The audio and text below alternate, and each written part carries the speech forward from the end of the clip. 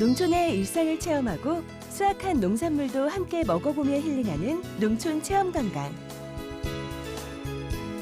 농협 네트워크스는 농가 소득 5천만 원 달성을 위해 농업인과 함께합니다.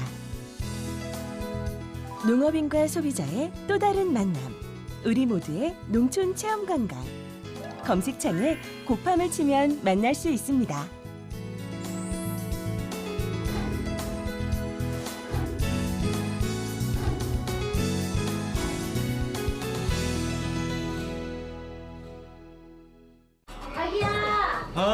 우리 이유식재료 사야 된다.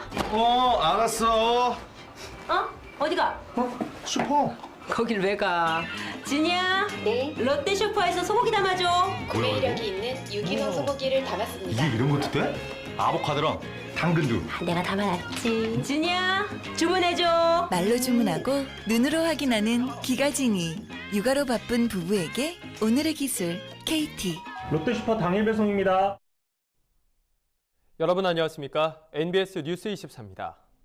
오늘은 어버이날입니다. 하지만 요양원에 계시는 농촌 어르신들은 가족과 떨어져 낯선 곳에 거주한다는 고립감에 외로움이 아주 크다고 합니다. 네, 이 때문에 거주지 인근에서 전문적인 보살핌을 받을 수 있는 지역 요양원에 대한 수요가 갈수록 커지고 있는데요. 이런 점에서 지역 농협이 설립한 전국 최초의 노인 전문 요양원인 충남 아산의 인주농협요양원이 단연 화제입니다.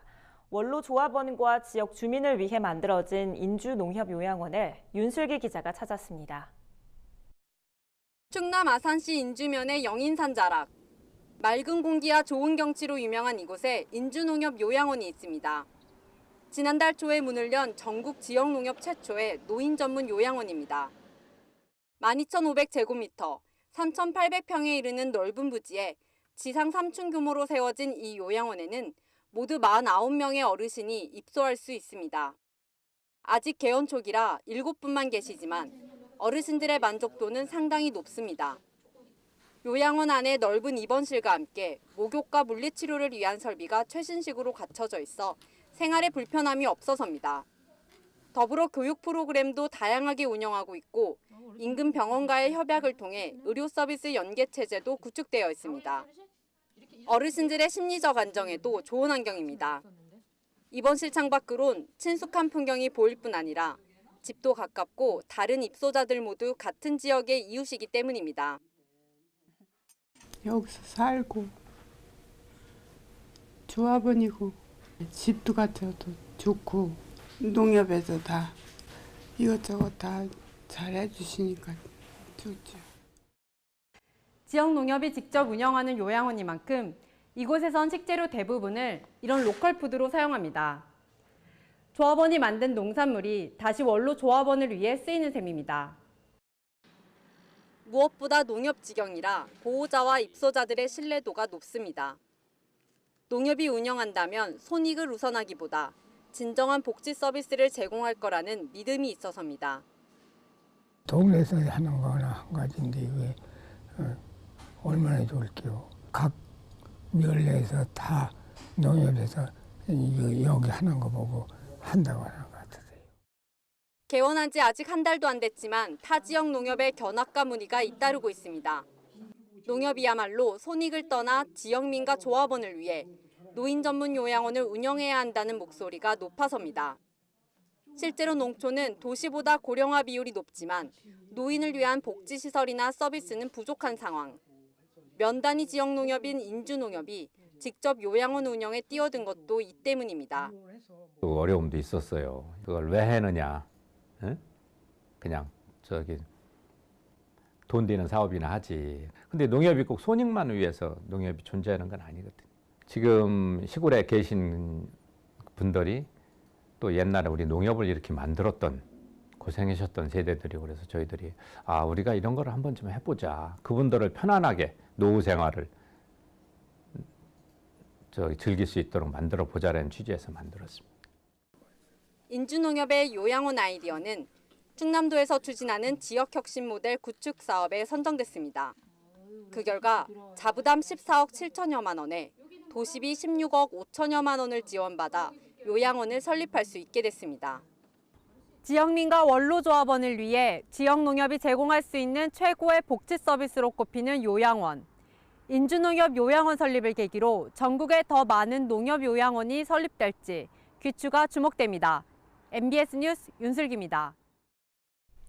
배추와 무는 지난달에 이어 이번 달도 가격 약세를 이어갈 전망입니다. 겨울 배추 저장량이 너무 많았던 게 가장 큰 원인으로 꼽히는데요. 오이와 호박, 풋고추 등 과채류의 가격도 따뜻했던 날씨 때문에 단수가 늘어나 가격 약세를 면치 못할 것으로 보입니다. 강창호 기자가 서울 가락시장에서 한국농촌경제연구원의 5월 농업 관측을 전해드립니다. 배추값은 이번 달에도 약세를 기록할 것이란 한국농촌경제연구원의 전망이 나왔습니다. 한국농촌경제연구원이 농업 관측을 통해 전망한 5월 배추 상품 10kg당 도매 가격은 3,000원 내외에 불과합니다. 이는 지난달 가격보다는 400원가량 높지만 지난해 5월 가격과 비교하면 1,600원이나 떨어진 겁니다. 평년 5월 가격인 5,830원과 비교해도 현저히 낮습니다. 배추값 약세 전망은 5월 배추 출하량이 전년 동기 대비 6%, 평년보다 12% 많을 것으로 예상되기 때문입니다. 시설 봄배추와 노지 봄배추 출하량은 지난해보다 줄었지만 겨울 배추 저장 출하량이 여전히 많기 때문입니다. 중국산 김치의 수입량이 지난해보다 늘고 있는 점도 악재입니다. 1월에서 4월 김치 수입량은 96,862톤으로 지난해보다 3,000톤 이상 많습니다. 이러한 김치 수입량 증가가 국산 배추 소비를 위축시키는 겁니다. 무값 전망도 밝지 않습니다. 5월 무 도매 가격은 상품 20kg당 9,500원 내외에 불과할 것으로 예상됐습니다. 이는 지난달 가격인 8,160원보다는 1,400원가량 높지만 지난해 5월 가격과 비교하면 절반에도 못 미칩니다. 평년 5월 가격인 13,040원과 비교해도 현저히 낮습니다. 지난해까지는 바닥 면적, 파종 면적이 좀 감소했었는데 시세도 좋다 보니까 올해 파종 면적이 늘었습니다. 전체 물량이 많다 보니까 전년도보다는 시세가 좀 떨어지고 있는 상황입니다. 시설 본무의 출하량은 줄었지만 출하 비중이 높은 월동무 출하량이 여전히 많아 이달 무 출하량이 지난해보다 33.8%, 평년보다 14.6% 증가할 것으로 전망되기 때문입니다. 오이와 호박, 풋고추와 토마토, 딸기 등 과채류의 가격은 5월 약보합세를 보일 전망입니다. 과채류의 출하량이 지난해보다 늘 것으로 예상되기 때문입니다. 주요 과채류의 재배 면적은 지난해와 비슷하지만 단수는 지난해보다 1에서 2% 소폭 늘었습니다. 올해 따뜻한 날씨가 이어진 점이 주요 원인으로 분석됩니다. 올해 이렇게 조기에 일조량이 증가를 하면서 재배 물량이 증가한 만큼 5월 달에는 작년 대비 시선은 하락세가 좀 예상이 되고 있고요. 그리고 평년 대비 아마 가격은 좀 비슷할 걸로 예상을 하고 있습니다. 사과와 배는 이달 출하될 저장량이 지난해보다 적어 전년 동기 대비 높은 가격을 유지할 것으로 전망됩니다. 하지만 마늘과 양파, 대파 등 양념 채소류는 재배 면적이 평년보다 늘었고 작황마저 좋아 가격은 평년 수준을 밑돌 전망입니다. 따뜻한 날씨가 이어지며 채소류 가격이 약세를 면치 못할 것으로 보이는 만큼 관계 당국의 대책 마련이 시급해 보입니다. MBS 뉴스 강창호입니다. 농경연이 내놓은 5월 농업 관측 가운데 가장 관심이 쏠리는 건 수확의 한창인 양파를 비롯한 양념 채소 도매값입니다. 정부가 지난달 수급 안정 대책을 내놓을 만큼 양파, 마늘 과잉 생산과 가격 폭락이 우려돼서인데요. 농경연이 전망한 5월 양념 채소 도매값, 최다혜 기자가 자세히 알려드립니다. 농경연은 이달 양파 도매값을 평년과 비슷할 거라고 전망했습니다. 상품 1kg당 660원으로 예측한 건데요. 농경연은 양파 생산량이 늘어 5월 양파 공급량이 평년보다 16,000톤 정도 많은 17만 8,775톤에 달할 것으로 전망된다고 밝혔습니다. 생산량이 이렇게 늘어나는 건 기상 여건이 너무 좋은 이른바 풍년의 역설 때문입니다. 올해 금년에는 양파 생육하기에 아주 알맞은 날씨가 계속되어가지고 지금까지는 병반이 없고 작황이 사상 최대로 좋은 셈입니다. 40%, 50% 평년보다 증산될 걸로 농민들도 피부로 느끼고 있고 저희들도 그렇게 예측을 하고 있습니다. 올해 조생종 양파 생산량은 평년보다 최대 17% 증가한 18만 9천 톤에서 19만 5천 톤으로 예상합니다. 중만생종 양파 생산량도 대폭 늘어날 것으로 보입니다. 농경연은 중만생종 양파 생산량을 평년보다 최대 15% 증가한 126만 5천 톤에서 129만 9천 톤으로 예상하고 있습니다. 전국적으로 양파 물량이 쏟아지고 있고 올해 생산량도 대폭 늘어날 것으로 전망되는데도 농경연이 5월 가격을 보합세라고 내놓은 이유는 뭘까요? 정부가 지난달 밭에 심겨진 양파 6천 톤을 폐기하는 중만생종 양파 수급 안정 대책을 발표했고 다음 주쯤 산지 폐기 여부를 포함한 추가 수급 안정 대책을 내놓을 예정이기 때문이라고 농경연 측은 설명했습니다. 수급 안정 대책이 차질 없이 진행이 되면 5월 가격은 평년 대비 보합세 정도는 유지할 수 있지 않을까 이렇게 생각하고 있습니다. 그러나 정부의 추가 대책이 나오지 않거나 대책이 효과를 발휘하지 못한다면 5월 양파값은 약세를 보일 것으로 전망된다고 전문가들은 밝혔습니다. 마늘 역시 생산량 증가로 가격 약세가 전망됩니다. 5월 깐마늘 도매값은 평년보다 9% 정도 떨어진 상품 1kg당 5,696원으로 예측됩니다. 농경연은 올해 마늘 생산량을 평년보다 최대 22% 증가한 36만 2천 톤에서 37만 1천 톤가량으로 전망했습니다.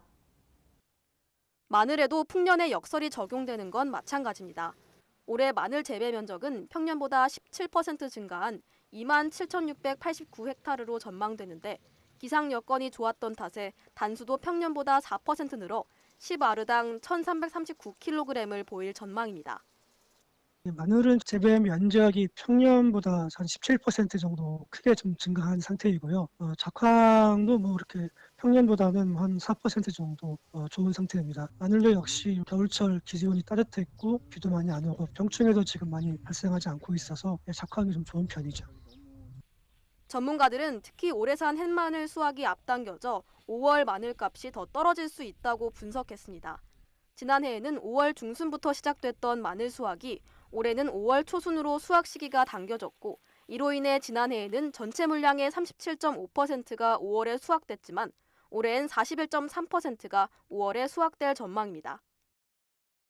이 밖에도 5월 대파 도매값은 평년보다 30% 이상 떨어진 상품 1kg당 1,000원 안팎으로 예측됐습니다. 3월에서 4월 전남 지역에서 대파 산지 폐기가 이루어지면서 출하 면적은 지난해보다 줄었지만 그럼에도 기상 여건이 좋아 출하량은 전년보다 오히려 늘었습니다. 지금까지 한국농촌경제연구원의 5월 양념채소 가격 전망이었습니다. 농업계 이슈를 깊이 있게 전해드리는 수요기획 시간입니다. 충남 천안의 한 마을 주민들이 쓰레기 소각장 시설 설치로 인해 건강상에 큰 피해를 입고 있다며 주장하고 있습니다. 특히 지난 2012년 업체가 소각로를 한 차례 증설한 이후 폐암으로 인한 사망자가 속출하고 있다는 건데요. 업체 측은 오히려 다시 한번 소각로 증설을 추진하고 있어서 논란이 되고 있습니다. 어떻게 된 일인지 김아영 기자가 현장에 다녀왔습니다. 충남 천안시에 자리한 폐기물 소각장. 여기서 가정 또는 사업장에서 나오는 생활 폐기물은 물론 폐 유기용제와 폐성량과 같은 지정 폐기물 처리가 이뤄지고 있습니다. 2003년 소각장이 처음 들어섰을 당시 하루 평균 소각 용량은 24톤에 불과했지만 9년 후인 2012년 일일 72톤의 소각 용량을 보유한 소각기가 추가로 설치되면서 3배 이상 는 겁니다. 냄새가 많이 나고 연기가 많이 올라오고 그리고 저녁이로다가 막 고무 타 있는 냄새가 말도 못하게 나고 눈이 맵고 머리가 아파요. 폐기능 검사 받고 엑스레이 찍고 의사가 상세불명의 만성 폐쇄성 폐질환이라고 이 호흡이 너무 안 좋으니까 일을 할 수가 없어요. 뭐 조금만 일해도 그냥 숨이 차고 차고. 소각장이 운영되고 나서 건강이 악화됐다는 사람들. 특히 인근 지역 주민들은 최근 5년 사이 소각장 인근 마을에서 폐암으로 사망한 사람이 15명에 달한다고 주장하고 있습니다. 하지만 업체 측은 쓰레기를 태울 경우 독성 물질이 대개 방출되지 않도록 방지 시설을 하고 있기 때문에 문제될 것이 없다고 주장합니다. 그 사람들이 여기서 얼마나 살았고 어떤 병을 입었고 이런 부분 것하고 사실 객관적 증명이 돼야 되는데 무척고 주민들이 이렇다라고 하는 거 가지고서는 그 자체도 사실 안 맞아요. 지금도 이 실시간으로 그 TMS라고 하는 그런 감지 시스템이 환경단하고 연결돼 있어가지고 법 기준에 맞도록 하기 때문에 그래서 지금 뭐 그런 쪽은 문제가 없이 지금 진행하고 있는 거. 하지만 일부 주민들은 업체 측이 7년 만에 다시 소각장 증설을 추진한다는 사실만으로도 강한 우려를 표하고 있습니다. 무엇보다 해당 인근 지역에는 초등학교도 자리하고 있어 소각로가 증설될 경우 학생들이 더 큰 피해를 입을 수도 있다는 지적입니다. 처리시설 용량이 100톤이 넘기 때문에 환경영향평가를 실시를 했고요. 영향평가상의 기본적인 게 다 검토가 됐고요. 평가가 이제 완료되면은 영업을 하는 거죠. 이에 주민들은 소각로 증설이 주민 건강에 치명적인 영향을 줄 수 있는 만큼 지속적으로 환경단체와 접촉하며 대응 방법을 모색한다는 방침입니다. 저희 요구하는 건 시설 개선이고요. 그다음에 시나 도에서 관리 감독을 정말로 철저히 그 시의 도의 생활 폐기물 수준으로 관리 감독만이라도 해 주셨으면 하는 거죠. 소각로 시설이 들어선 후 주민들이 줄곧 건강상의 피해를 호소하고 있는 만큼 관련 기관들은 증설 허가를 내기 전 주민들이 실제로 어떤 고통과 피해를 겪고 있는지 종합적인 조사와 분석을 하는 것이 우선돼야 할 것 같습니다. MBS 뉴스 김아영입니다. 최근 이베리코 돼지고기가 인기를 끌면서 칠레산을 스페인산으로 속여 판 업체가 적발됐습니다. 또 중국산 김치를 국내산으로 거짓 표시해 판매해온 음식점들도 많은 것으로 나타났는데요. 정부가 최근 수입이 늘고 있는 돼지고기와 배추김치의 유통 판매업체에 대해 특별 단속을 벌인 결과입니다. 보도에 이현경 기자입니다. 충북의 한 음식점. 이곳에서는 중국산 배추김치 2,100kg을 구입해 반찬으로 제공하면서 원산지를 국내산으로 거짓 표시해온 사실이 드러났습니다. 충남 대전에 있는 한 음식점에서도 최근 이베리코 돼지고기가 인기를 끌자 칠레산 돼지고기 91kg을 스페인산으로 속여 판매하다 적발됐습니다. 나들이철 돼지고기 수요가 늘어나는 것을 노린 일부 업체들이 원산지 표시를 위반하는 경우가 있습니다. 이분들은 돼지고기 국산과 수입산을 판별하는 검증법이 개발된 것을 모르는 모양입니다. 최근 국립농산물품질관리원이 돼지고기와 배추김치 취급업소 1만 700여 개소에 대한 특별 단속을 실시한 결과 원산지 표시를 거짓으로 표시한 업체만 114곳, 아예 원산지를 표시하지 않은 18개 업소까지 무더기로 적발됐습니다. 특히 농가농가 대한한돈협회는 최근 소비자들의 관심이 집중되고 있는 이베리코 판매업체 360여 개소에 대한 합동 단속도 추진했는데요. 그 결과 칠레산 돼지고기 등을 스페인산으로 속여 판매한 2개 업소와 원산지를 아예 표시하지 않고 이베리코 돼지라고 판매한 1개 업소가 적발돼 과태료 부과 등의 처벌을 받았습니다.